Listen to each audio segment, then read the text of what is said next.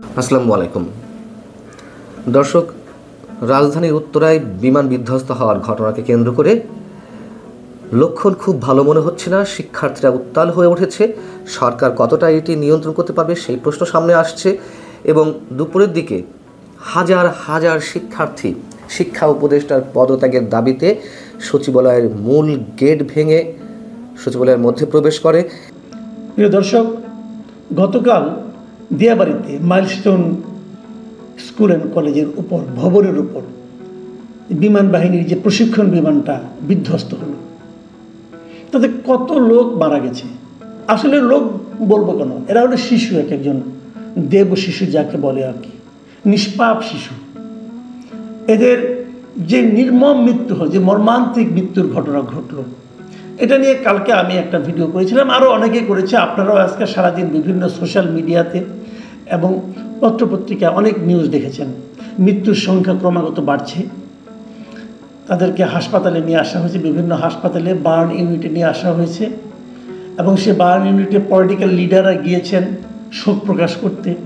তো ভাই কি বলবো, মানে মানুষ মারা যাচ্ছে, শিশুরা মারা যাচ্ছে, সেটা নিয়েও রাজনৈতিক ফয়দা লোটার চেষ্টা হচ্ছে।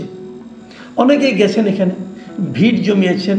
ডাক্তাররা বলছেন আপনারা ভিড় জমাবেন না। এই ভিড়টা হলো এই বাচ্চাদেরকে সুস্থ করার ক্ষেত্রে সবচেয়ে বড় প্রতিবন্ধকতা। কিন্তু তবু ভিড় কিন্তু কমেনি, অপ্রয়োজনীয় ভিড়, লোক দেখানো ভিড়। উপদেষ্টারা গেছেন, অনেক উপদেষ্টারা গেছেন, 5-6 জন উপদেষ্টা গেছেন, কিন্তু স্বাস্থ্য উপদেষ্টা যার যাওয়ার সবচেয়ে প্রয়োজন তাকেই দেখলাম না। হ্যাঁ, উপদেষ্টার সহকারী যিনি আছেন অধ্যাপক সাইদুর রহমান সাহেব, ওনাকে দেখেছি, কিন্তু স্বাস্থ্য উপদেষ্টাকে আমি দেখিনি। তো এই যে সরকারের যে তৎপরতা, তারা অনেক কিছু করতে চাচ্ছে, কিন্তু এই ঘটনার জন্য দায়ী কি? দেখুন ঘটনা কি, ঘটনা হলো বিমান বাহিনীর একটা প্রশিক্ষণ বিমান ধসে পড়েছে, বিধ্বস্ত হয়েছে। কোথায় পড়েছে? শিক্ষাঙ্গনে, একটা স্কুলে। তাহলে এখানে আর তাদের দরকার কি? চিকিৎসা। তো মূলত 3টা মিনিস্ট্রি আমি ধরি। একটা হলো প্রতিরক্ষা মিনিস্ট্রি অথবা বিমান বাহিনী, আরেকটা হলো শিক্ষা মন্ত্রণালয় যেহেতু শিক্ষাঙ্গনে, আরেকটা হলো এদেরকে চিকিৎসা করতে হবে, সেটা হলো স্বাস্থ্য মন্ত্রণালয়। আমি যদি 3টা মন্ত্রণালয়ের কথা বলি, এদের পারফরমেন্স কি? আমার বিবেচনা পারফরমেন্স হলো জিরো, জাস্ট জিরো। আমি উদাহরণ দিয়ে বলছি আপনাকে। আগে শিক্ষা মন্ত্রণালয়ের কথা বলি। শিক্ষা মন্ত্রণালয় এই ঘটনার প্রেক্ষিতে চলমান যে পরীক্ষা চলছিল, ছাত্রদের এই সময় যে এইচএসসি পরীক্ষা চলছিল, যে সময় সেই এইচএসসি পরীক্ষাটা তারা স্থগিত করেছে। কখন স্থগিত করেছে জানেন? মধ্যরাতের পরে। ঘটনা ঘটেছে দুপুরে। শিক্ষা মন্ত্রণালয় সিদ্ধান্ত নিতে পারে নাই পরীক্ষা আদৌ স্থগিত হবে কি হবে না, সেটা তারা স্থগিত করেছে। রাত্র 2:41 জাতি প্রথম জেনেছে যে পরীক্ষাটা স্থগিত করা হয়েছে। কিভাবে জেনেছে? তাও তথ্য মন্ত্রণালয়ের যিনি উপদেষ্টা আছেন মাহফুজ আলম, ওনার ফেসবুকে উনি বলেছেন যে উনি শিক্ষা উপদেষ্টার সঙ্গে আলোচনা করে তারপরে সিদ্ধান্তটা জানিয়েছেন। তো দুনিয়ার সবাই কি ওই রাত্র 2:41 পর্যন্ত বসেছিল? সকালবেলা অনেকে গেছে, সারা দেশে পরীক্ষা, সকালবেলা অনেকে পরীক্ষা দিতে গিয়েছে, যে এনেছে যে পরীক্ষা স্থগিত। এই হলো শিক্ষা মন্ত্রণালয়ের পারফরমেন্স। স্বাস্থ্য মন্ত্রণালয়ের পারফরমেন্সটা প্রথমেই বললাম। স্বাস্থ্যমন্ত্রী কোথায় দেখা যাচ্ছে না, উনি আসেন কি নাই কেউ জানে না। প্রতিরক্ষা মন্ত্রণালয়, ওটা তো আমাদের মানে একজন জাতীয় নিরাপত্তা উপদেষ্টা আছেন, উনি এই ব্যাপারে হেল্প করবেন, উনি যে কোথায় আছেন কেউ জানে না, ওনার কোনো রা শব্দ দেখি নাই। প্রধান উপদেষ্টার মন্ত্রণালয়ের মধ্যে আছে। প্রধান উপদেষ্টা কী করেছেন? কাল রাতে একটা 5 মিনিটের একটা ভাষণ দিয়েছেন। ওই ভাষণে মানে কান্নাকাটি করা ছাড়া কিছু করেন নেই উনি।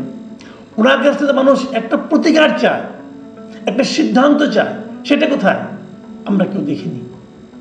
আচ্ছা, বিমান বাহিনী একটা বিমান করল, বিমান বাহিনীর প্রধান কোথায় এখন?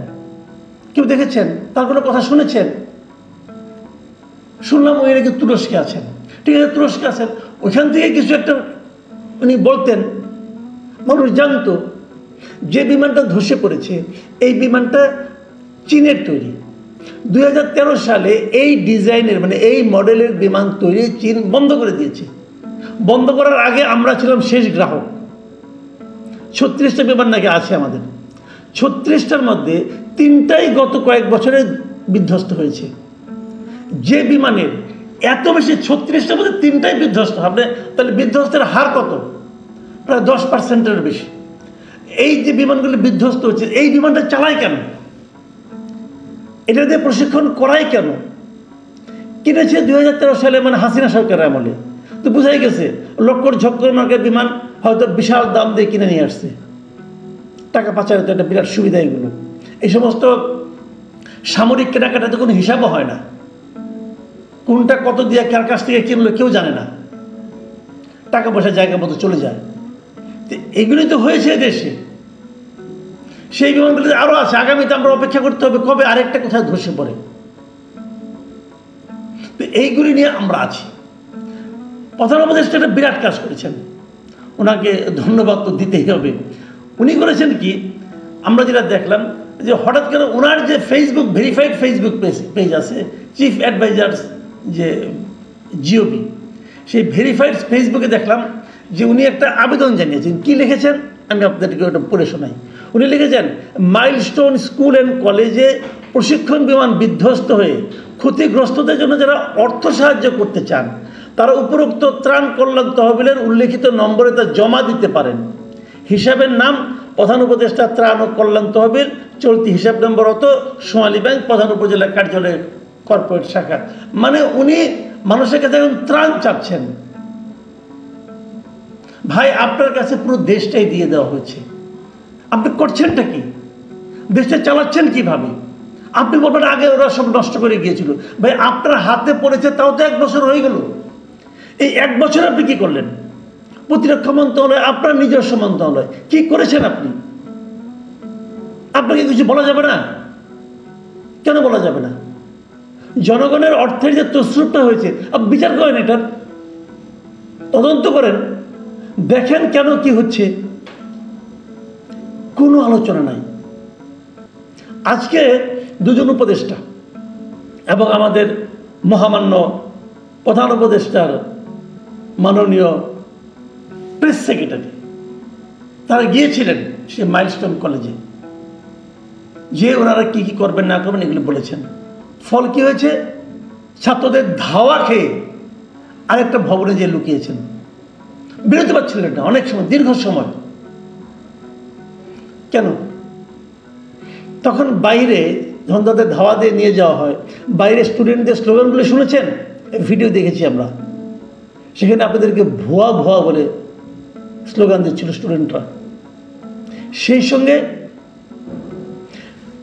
এই অন্তর্বর্তীকালীন সরকারের বিরুদ্ধে তারা স্লোগান দিচ্ছিল। এটা কেন হয়? একটা কথা খালি ভাবুন, এটা কেন হয়? আপনারা যারা গিয়েছেন তারা তো ভালোর জন্যই গিয়েছেন, আমি আপনাদের খারাপ বলছি না, কিন্তু আপনারা তো ভালো কিছু করার জন্যই গিয়েছেন। তাহলে স্টুডেন্টরা আপনাদেরকে ধাওয়া দিল কেন? স্টুডেন্টরা আপনাদেরকে বিরোধী দিল না কেন? স্টুডেন্টরা আপনাদেরকে ভুয়া ভুয়া বলছিল কেন? কারণটার কিছু না। সামগ্রিকভাবে আপনি দেশের মানুষের কাছে এতটাই অজনপ্রিয় হয়ে গিয়েছেন, এতটাই অজনপ্রিয় যে ভালো কিছু করতে গেলেও মানুষ এটাকে অবিশ্বাস করে, আপনাদের ধাওয়া দেয়, আপনাদের ভুয়া বলে। এই জিনিসটা উপলব্ধি করতে পারেন আপনারা? আপনারা জেদ ধরেছেন যতদিন সম্ভব আমরা দায়িত্বে থাকবো, আমরা চেয়ার ছাড়বো না। চেয়ারের প্রেমে পড়ে গেছেন, আরাম ছাড়তে চান না আপনারা।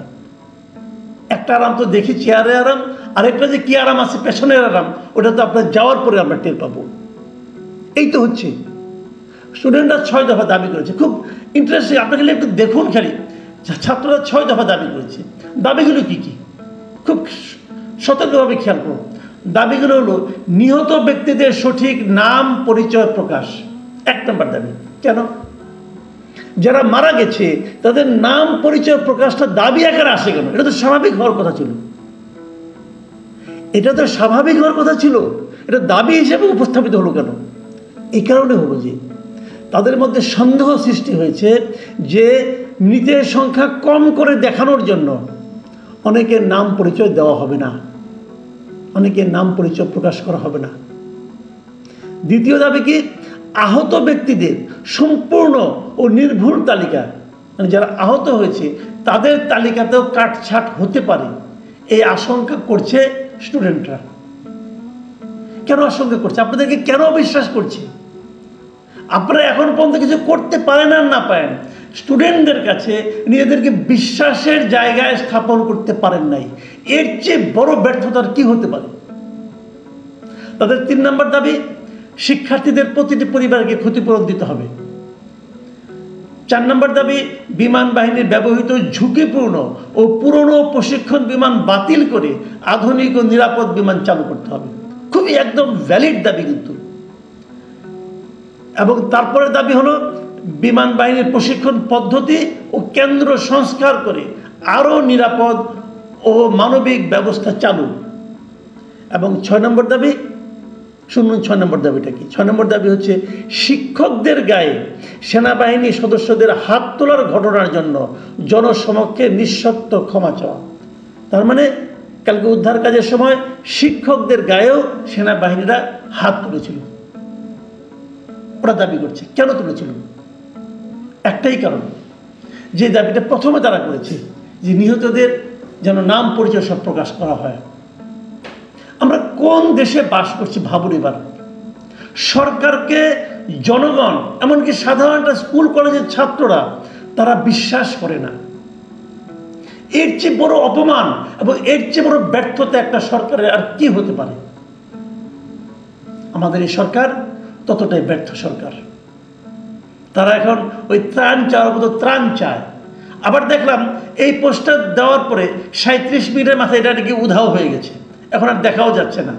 মানুষ হাসাহাসি করেছে ভাই, মানুষ জাস্ট এটা নিয়ে হাসাহাসি করেছে। অভিজ্ঞতা না থাকলে, কাণ্ডজ্ঞান না থাকলেই কেবল এগুলি করা সম্ভব। প্রিয় দর্শক, আমি হয়তো সরকারের একটু বেশি সমালোচনা করলাম, কিন্তু বাস্তবিকভাবে এই সমালোচনাগুলি ওনাদের প্রাপ্য ছিল। প্রিয় দর্শক, এখন এই পর্যন্তই। আল্লাহ হাফেজ।